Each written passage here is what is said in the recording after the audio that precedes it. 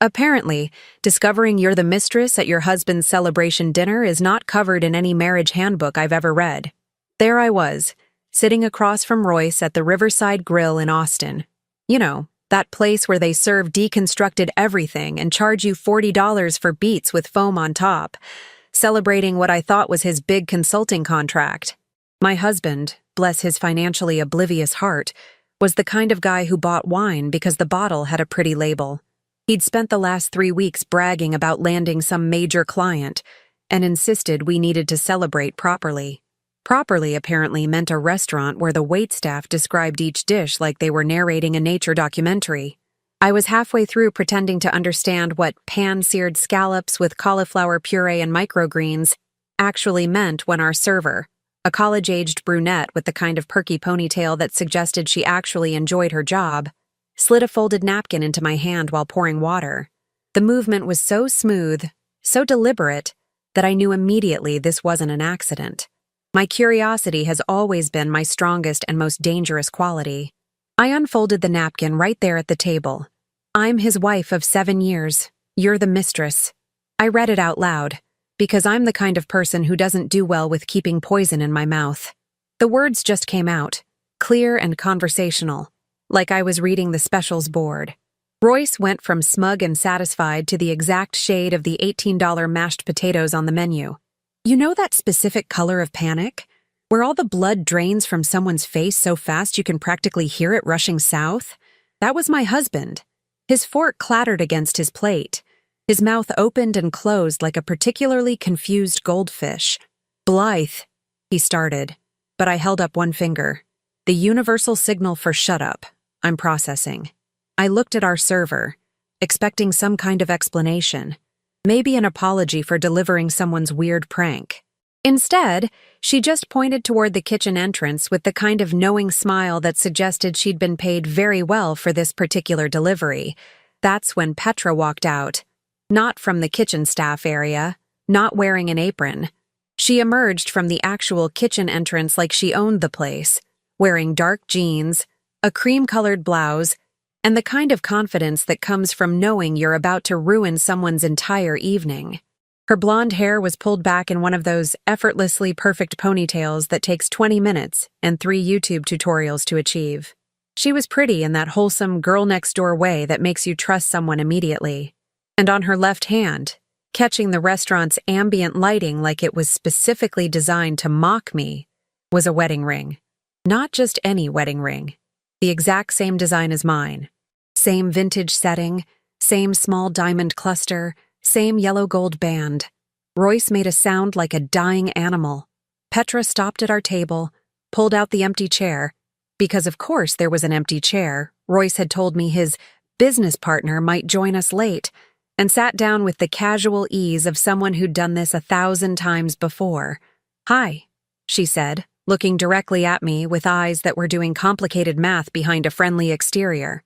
"I'm Petra, Royce's wife." She paused, letting that sink in like water into a sponge. "His first wife, technically. Vegas, March 2017. The Bellagio Chapel, if you're wondering. Tacky flowers, Elvis officiant, the whole tourist package." I looked at Royce. He'd somehow managed to turn an even paler shade of panic. "The consultant convention," I said slowly, pieces clicking together with the sound of a gun loading. "In Vegas, March 2017. You said you hated Vegas.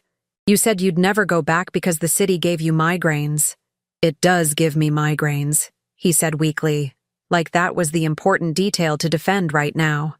Petra laughed. It wasn't a cruel laugh exactly. More like the sound of someone who'd been holding in a joke for 7 years and finally got to deliver the punchline. He gets migraines because he has to remember 2 completely separate lives. It's exhausting for the chronically dishonest. The server returned, bless her entrepreneurial heart. "Can I get you ladies anything? More water? Perhaps the revenge special?" She was grinning now, clearly in on whatever scheme had brought Petra here. I learned later that Petra had paid her $200 cash to deliver that napkin. Best money she ever spent, in her words. "The most expensive dessert on the menu," I said, not taking my eyes off Royce. "And another glass of whatever wine he ordered. The one with the pretty bottle." Petra nodded approvingly. Make that 2 desserts, and put it all on his card. Here's what I learned in the next 15 minutes of the most surreal dinner conversation of my life. Royce hadn't just married Petra in Vegas. He'd maintained an entire separate existence for 7 years. She lived in a condo in South Austin, about 15 miles from our house in Cedar Park. He'd rented the place through a shell company, Millstone Financial Consulting, which I'd always assumed was his legitimate business LLC. Turns out it was just the name on the lease for his second life. He'd told her he traveled for work. He'd told me he traveled for work. The man had created a rotating schedule that would have impressed a logistics coordinator. Mondays, Wednesdays, and Fridays with me, Tuesdays and Thursdays with her. Weekends alternating, with elaborate excuses about client dinners, conferences, and family emergencies. How did you find out? I asked Petra, because I was genuinely curious. This level of deception required either genius or stupidity so profound it circled back to looking like genius. She pulled out her phone and showed me Royce's Instagram. His public, idiotic, documented every meal Instagram that he'd insisted was good for networking. He tagged the location, she said, scrolling through months of posts. Every restaurant, every coffee shop. I started noticing patterns. Places in Cedar Park on Mondays, places in South Austin on Tuesdays. I'm a CPA, Blythe. I see patterns for a living. I looked at Royce, who had somehow managed to shrink 3 sizes in his chair.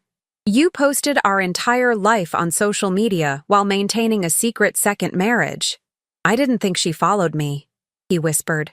I didn't, Petra said cheerfully. I created a fake account 6 months ago when I started getting suspicious. Royce here accepted the friend request because it had a pretty profile picture. He's consistent, I'll give him that. The desserts arrived. Some kind of chocolate lava situation that probably cost more than my car payment. I took a bite. It was delicious, which somehow made everything worse. So what now? I asked, looking between them.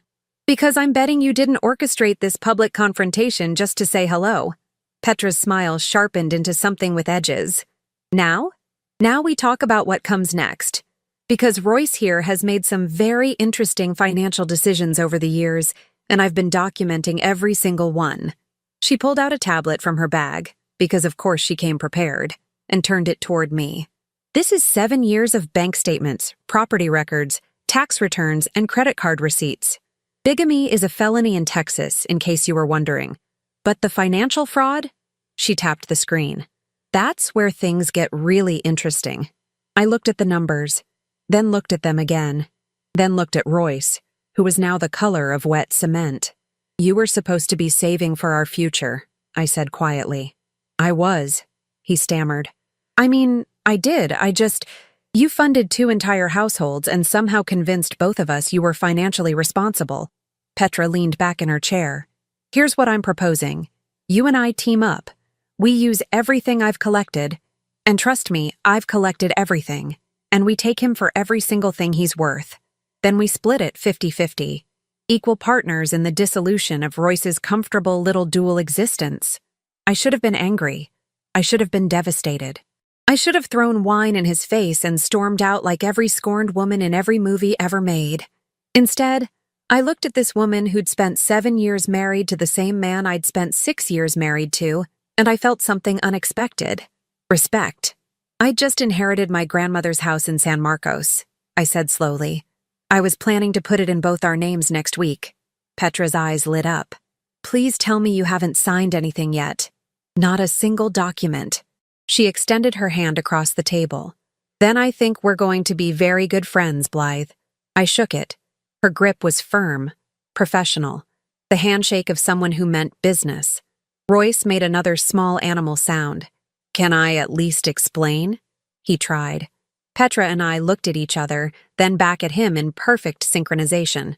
No, we said together. The server returned with the check.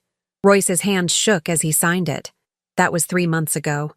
And let me tell you, what happened next makes that dinner look like the peaceful part of the story. Turns out, divorcing a bigamist is significantly more complicated than divorcing a regular cheater, and somehow infinitely more entertaining. The morning after our surprise dinner party, Petra showed up at my house in Cedar Park with 2 large coffees, a briefcase that screamed, "I mean business," and the kind of determined expression that suggested she'd already been awake for 4 hours.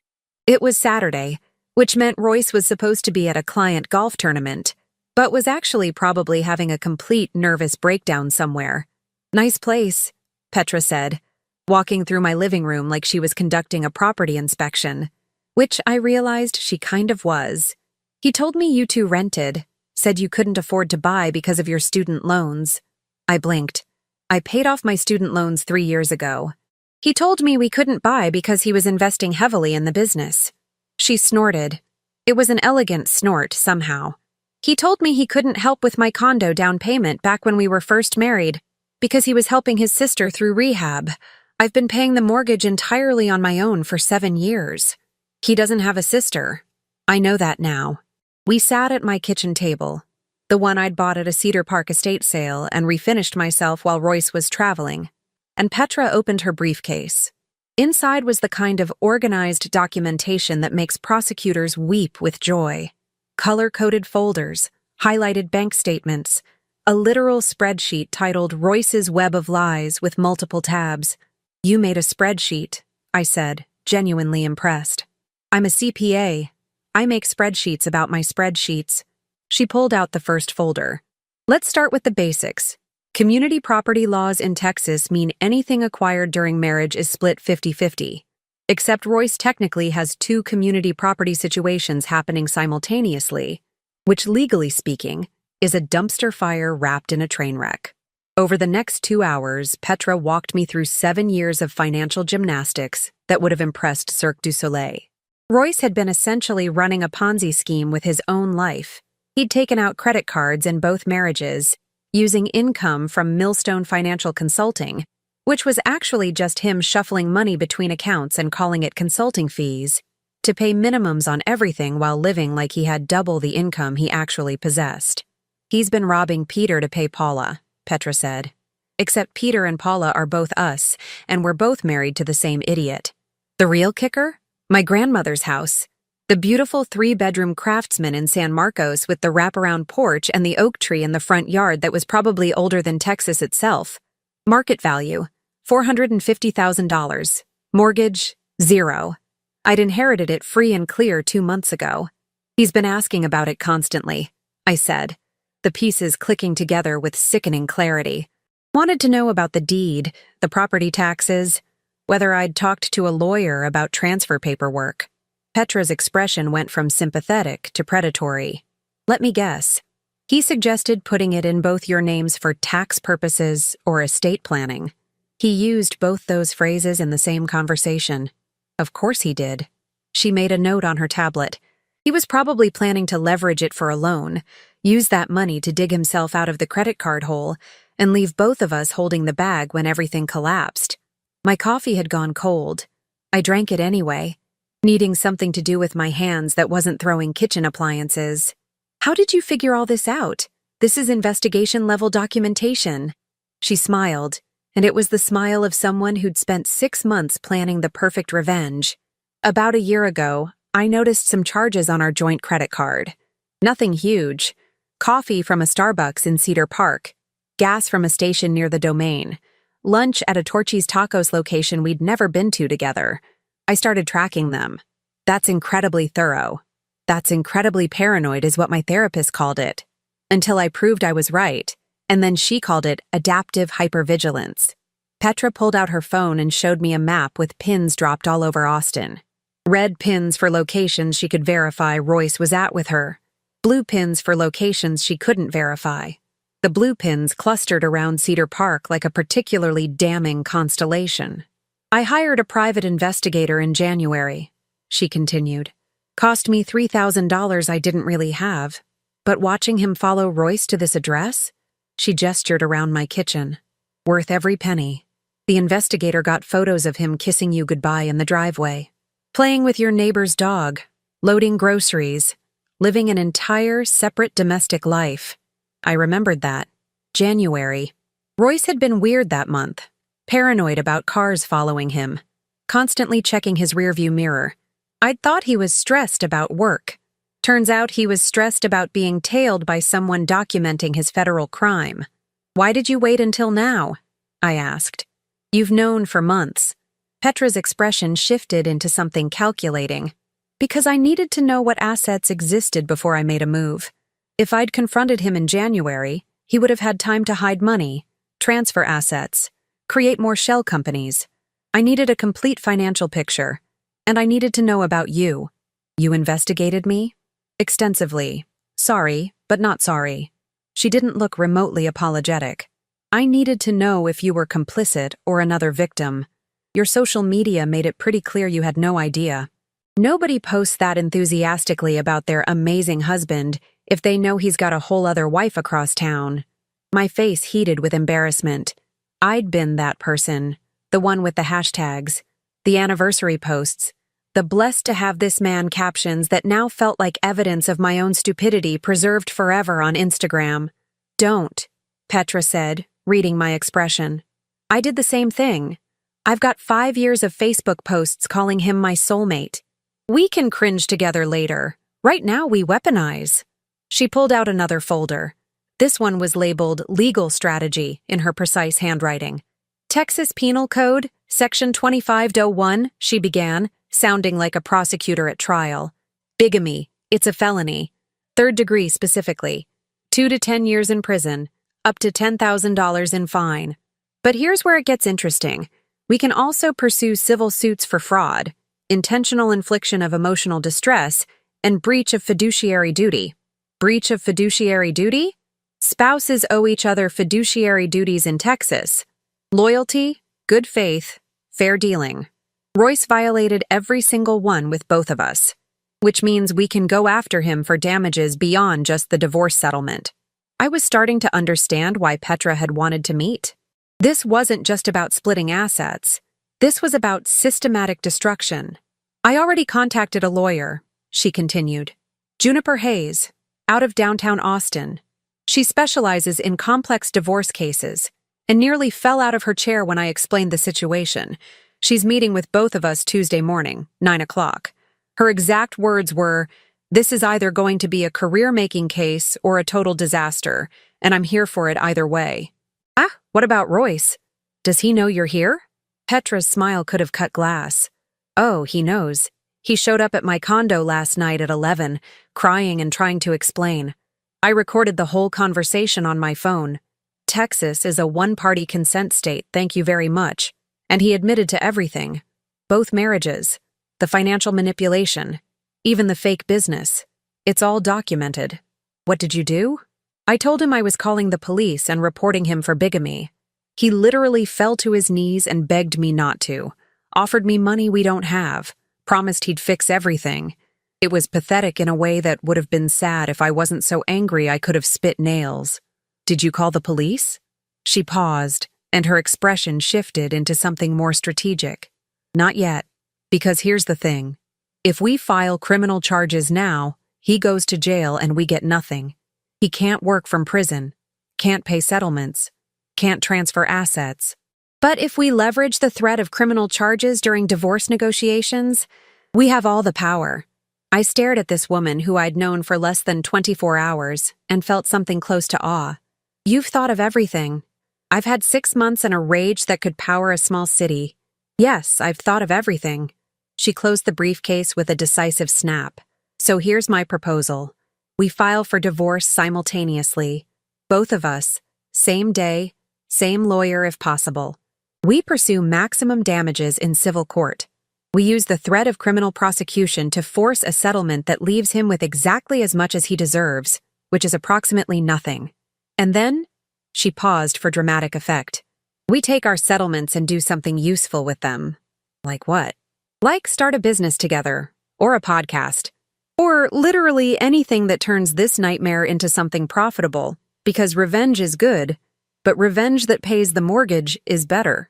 I looked at this woman with her perfect ponytail and her color-coded folders and her spreadsheet titled Royce's Web of Lies, and I made a decision that would have seemed insane 48 hours ago. "I'm in," I said. "Let's destroy him." Petra raised her coffee cup. "To partnerships forged in betrayal and cemented by shared rage." We clinked paper cups. Royce was about to have the worst month of his entire duplicitous life. Tuesday morning at Juniper Hayes' office felt like walking into a war room, except with better coffee and significantly more leather furniture. The lawyer herself was exactly what you'd expect from someone who specializes in high-conflict divorces. Sharp blazer, sharper eyes, and the kind of handshake that suggested she could crush walnuts with her bare hands. Her office overlooked downtown Austin from the 14th floor, all glass and steel and the unmistakable energy of someone who charges $400 an hour and is worth every penny. "Ladies," she said, gesturing to the chairs across from her massive desk. "I've been practicing family law for 16 years, and I have never, and I mean never, seen anything quite like this situation. It's legally fascinating and morally reprehensible, which makes it my favorite kind of case." Petra had brought 3 additional folders since Saturday. I'd brought my grandmother's property deed, my marriage certificate, and 6 years of joint tax returns that I'd pulled from our file cabinet while Royce was out clearing his head at some motel off Interstate 35. Juniper spread everything across her conference table like she was assembling a puzzle. Let's start with the good news. Texas is a community property state, which means both of you have legitimate claims to 50% of assets acquired during your respective marriages. The bad news is that Royce has been conducting financial fraud on a scale that's going to take months to untangle. "How bad are we talking?" I asked. She pulled up something on her laptop and turned it toward us. I had my forensic accountant do a preliminary review based on what Petra provided. Royce has 17 credit cards across both marriages. Combined debt, approximately $230,000. I felt my stomach drop. $230,000? "Most of it in your name, Blythe," Juniper said, not unkindly. "He's been using your credit to pay minimums on Petra's cards and vice versa. It's a house of cards that was approximately 6 months from total collapse. If you'd put your grandmother's house in joint ownership, he would have immediately taken out a home equity loan and disappeared into the financial abyss." Petra's expression had gone from determined to murderous. "What assets does he actually have?" Juniper consulted her notes. "Legitimate assets? His truck, which has a $20,000 loan against it. About $8,000 in a checking account that he's probably already drained. A retirement account with roughly $45,000 that's going to be split in the divorce. And that's it. Everything else is either debt or property that belongs to one of you individually. So we're divorcing a man who's worth negative $200,000, I said flatly. Essentially, yes. But here's where it gets interesting. Juniper pulled out another document. I contacted the Texas Attorney General's office this morning. Bigamy cases are rare enough that they're very interested in prosecution. However, and this is crucial, if Royce cooperates fully in the divorce proceedings, admits fault, and agrees to specific terms, they might be willing to defer prosecution pending completion of probation requirements. Petra leaned forward. What kind of terms? Complete financial transparency. Surrender of all assets to be divided equitably between both of you. Agreement to a settlement that leaves him responsible for all marital debt acquired through fraudulent means. And, Juniper's smile turned predatory, a signed confession to bigamy and fraud that can be used for prosecution if he violates any terms of the agreement. That's perfect, Petra said. He gets to avoid prison if he plays nice, but the threat hangs over his head forever.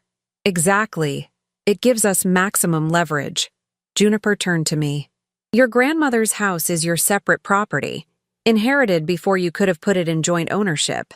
It's completely protected, but we need to act fast before Royce tries something desperate. Has he asked about it recently? He texted me yesterday asking if I'd talked to the estate lawyer yet. I pulled out my phone and showed her the messages. 3 texts in 2 hours, each one more insistent about getting the paperwork handled so we can plan our future. Our future, Petra repeated with a laugh that had no humor in it. That's rich. Juniper made several notes. Here's what we're going to do. Blythe, you file first. Tomorrow morning, we submit your petition for divorce citing fraud and adultery. We attach a temporary restraining order preventing Royce from accessing any joint accounts, credit cards, or attempting to secure loans against any property. 2 hours later, Petra, you file an identical petition from your marriage. The 1-2 punch will prevent him from having time to hide anything or mount a defense. What about the bigamy charge? I asked. We hold that like a sword over his head. The DA's office has agreed to let us negotiate first. If Royce signs our settlement agreement, which will essentially leave him bankrupt but not incarcerated, they'll defer prosecution. If he fights us, refuses to cooperate, or tries to hide assets, we hand everything over to the DA and he goes to trial for a felony. Petra was grinning now, and it was slightly terrifying. He's trapped. Completely. He can either cooperate and survive financially destroyed but free, or fight and end up in prison with his career destroyed and still lose everything in divorce court. There's no scenario where Royce comes out ahead. Juniper pulled out 2 thick document packets. These are your divorce petitions. Review them tonight, sign them tomorrow morning, and we file at the Travis County Courthouse at 9 a.m. I've already prepared the settlement agreements. The terms are simple. Royce admits fault for both divorces. All marital debt acquired through fraud becomes his sole responsibility. Petra gets her condo with remaining mortgage paid off from marital assets, plus half his retirement account. Blythe gets compensation equivalent to what Petra receives from liquid assets and equity settlements. Both of you walk away clean. Both of you waive any claims to spousal support in exchange for this comprehensive settlement. What does Royce get? I asked. His truck with the loan still attached, the clothes on his back, and the privilege of not going to prison. Oh, and both of you graciously agree not to pursue further civil damages for emotional distress, provided he complies completely. It was brutal. It was perfect. It was exactly what he deserved. There's one more thing, Juniper said, and her expression shifted into something almost excited. I took the liberty of reaching out to a friend of mine who produces a podcast about legal cases and relationship disasters. She's very interested in your story. Obviously, you'd have creative control and could maintain anonymity if desired, but the exposure could be profitable, Petra finished. You're thinking we could turn this into a platform. Women in similar situations need to know they're not alone. What you two are doing, joining forces instead of blaming each other, that's powerful. That's marketable. That's potentially a business opportunity. I looked at Petra. She looked at me. We'd known each other for 3 days and were already finishing each other's sentences. We'd need a good name, I said. Something catchy but honest, Petra added. Divorciadas and Company, Juniper suggested with a shrug. Just spitballing. Petra pulled out her phone and checked domain availability. Divorciadas.co is available. So are all the social media handles. You're checking right now? I asked, half laughing. I'm a CPA who just found out my marriage was a lie. You think I'm not going to immediately start planning the business that rises from the ashes? She looked at Juniper. How soon could we launch something like this?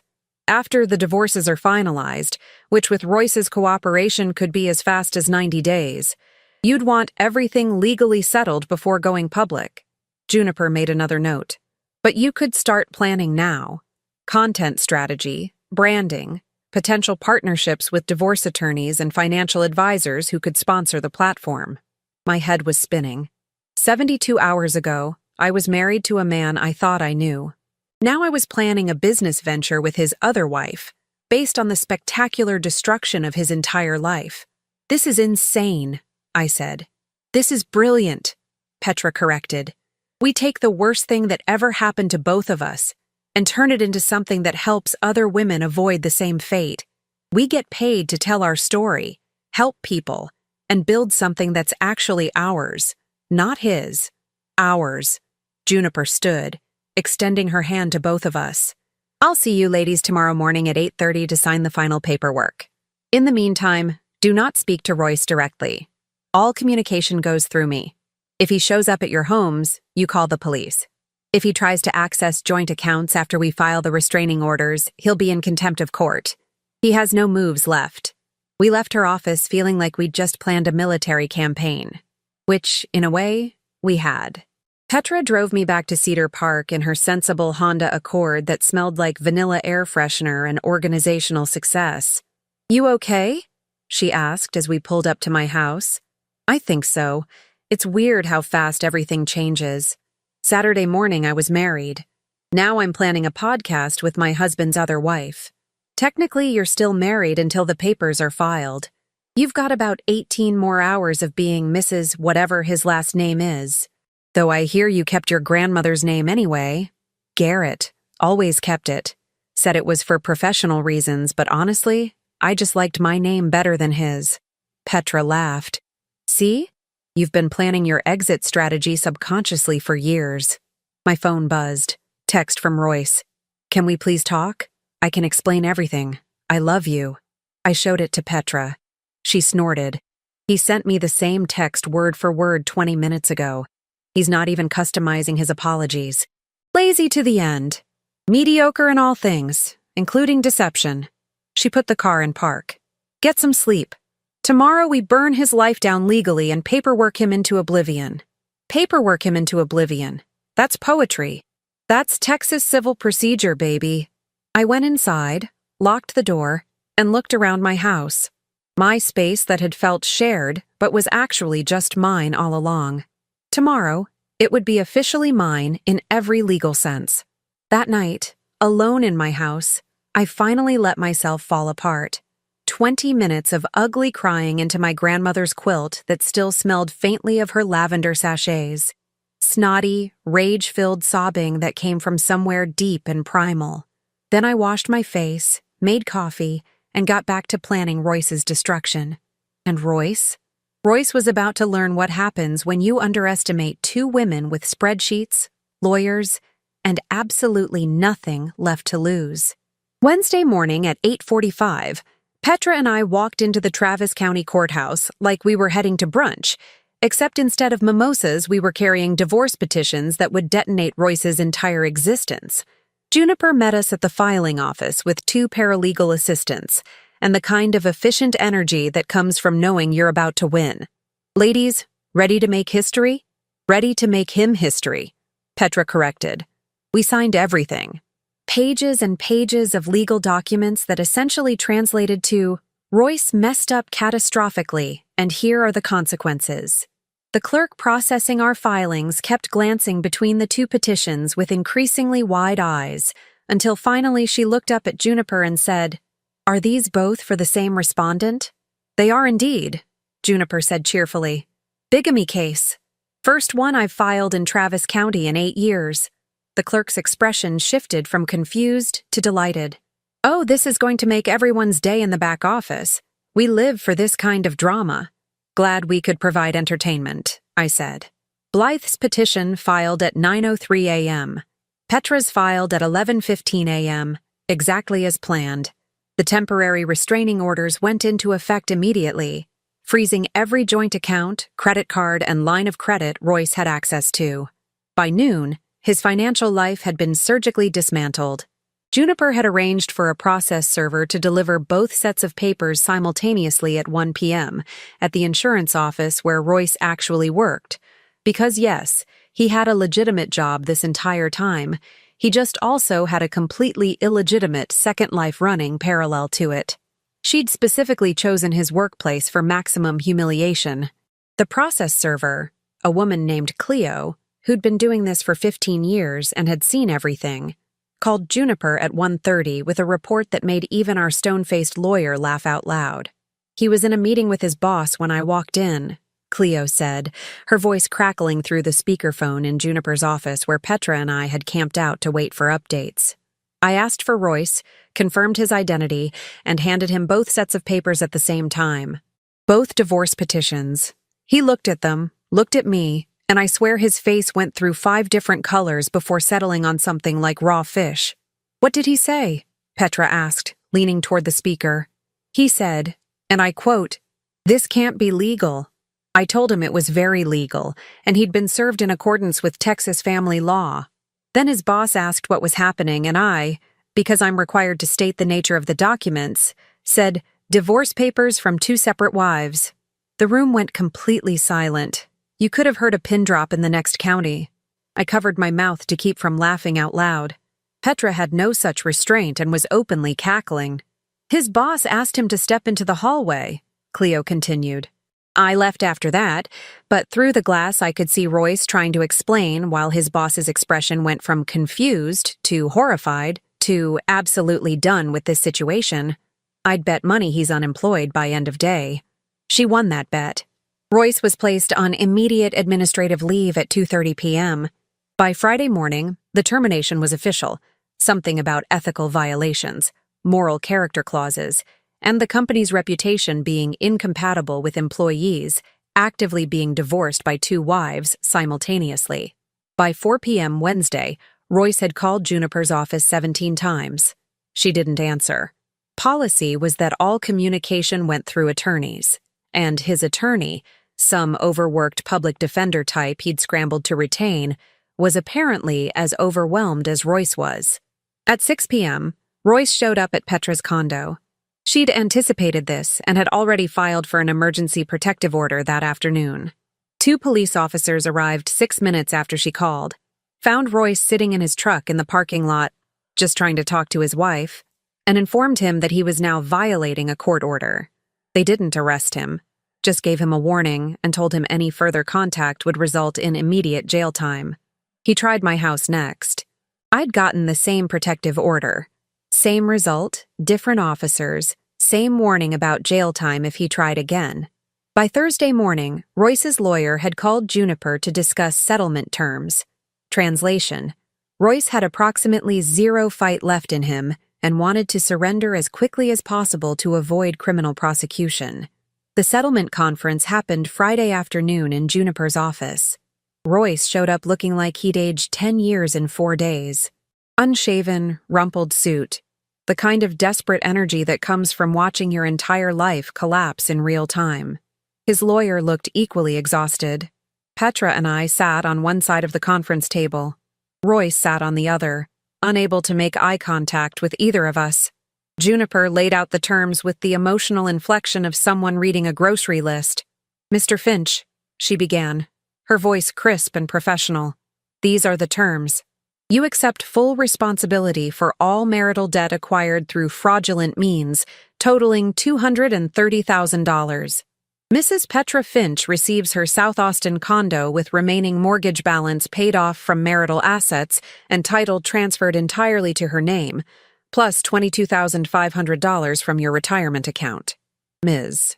Blythe Garrett receives $22,500 from your retirement account, plus liquidation of any remaining joint assets to equal value. You retain your truck and its associated loan. You sign a confession to bigamy that will be held by the district attorney's office.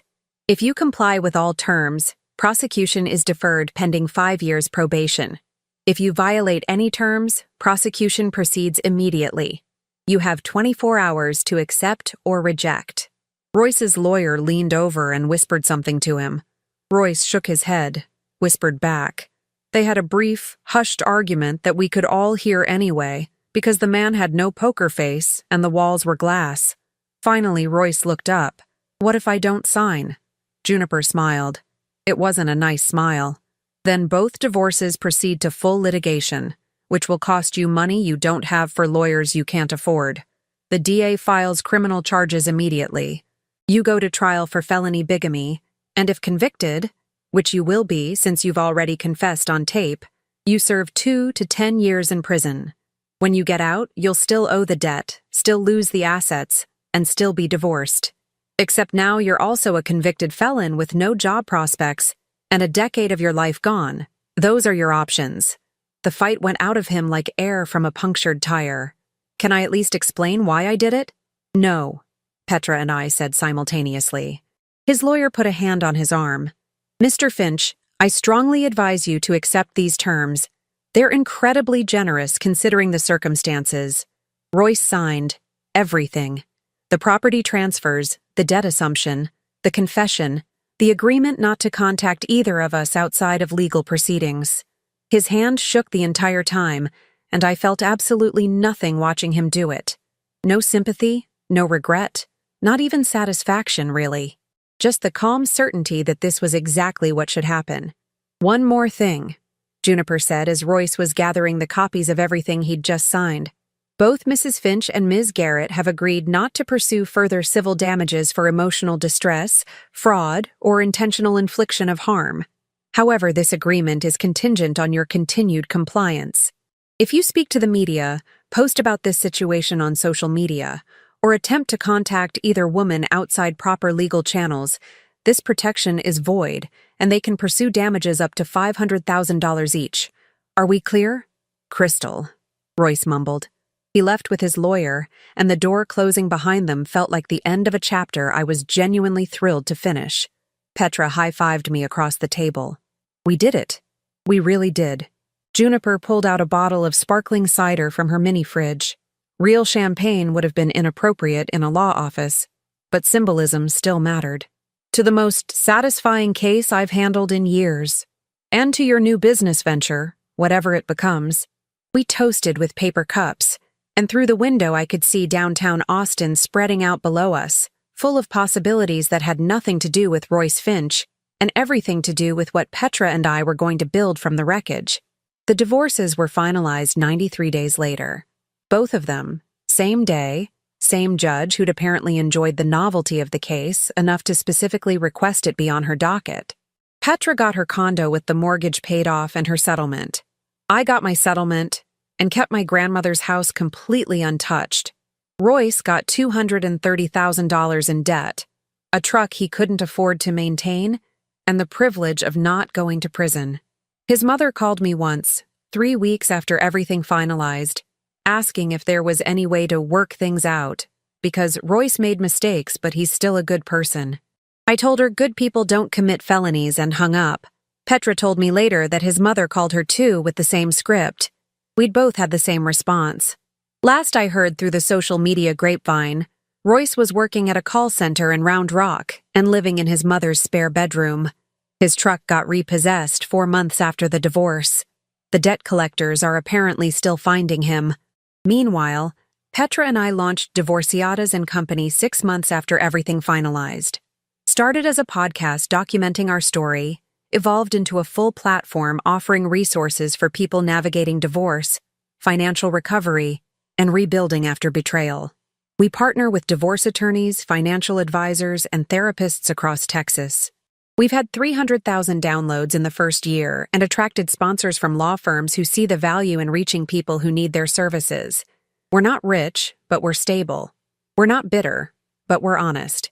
And we live in houses 3 blocks apart in San Marcos. I moved into my grandmother's place. Petra sold the Austin condo and bought nearby, with a weekly standing dinner date where we plan content and occasionally toast to the spectacular implosion of Royce Finch's mediocre duplicity. Best business partner I've ever had. Hell of a way to find her. Here's what nobody tells you about revenge. The satisfaction doesn't come from watching someone suffer. It comes from realizing you don't need to watch at all, because you're too busy building something better. 2 years after that dinner at the Riverside Grill, Petra and I are sitting on my grandmother's wraparound porch in San Marcos, editing our 100th podcast episode. The oak tree out front has gone through 2 full cycles of seasons since I moved in. The house smells like lemon furniture polish and the lavender sachets my grandmother used to make, which I've learned to replicate from her handwritten recipe cards I found in the attic. Petra lives 3 blocks over in a restored Victorian she bought with her settlement money and the proceeds from selling the South Austin condo.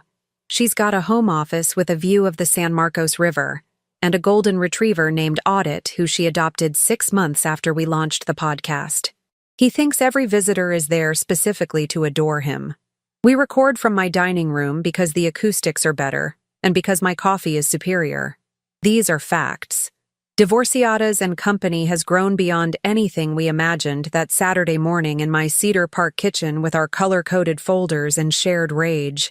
We've interviewed divorce attorneys in 40 states. We've partnered with financial recovery programs.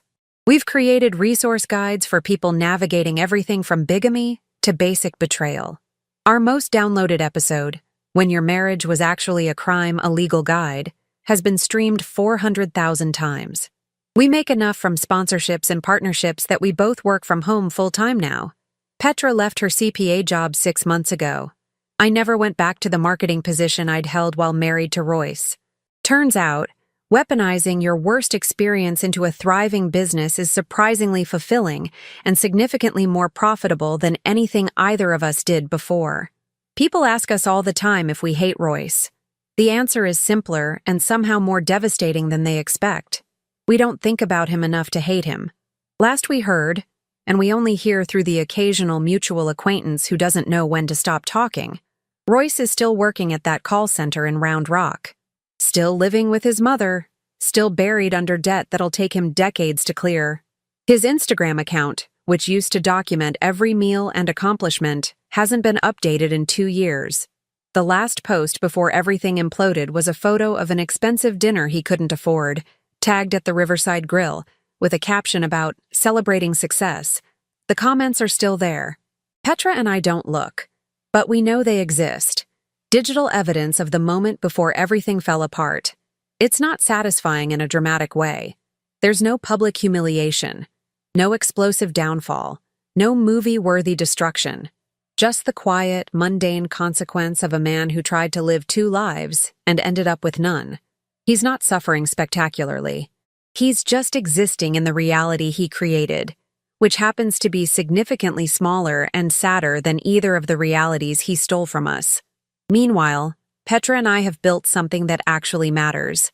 We get emails weekly from people who found our resources during their own divorces.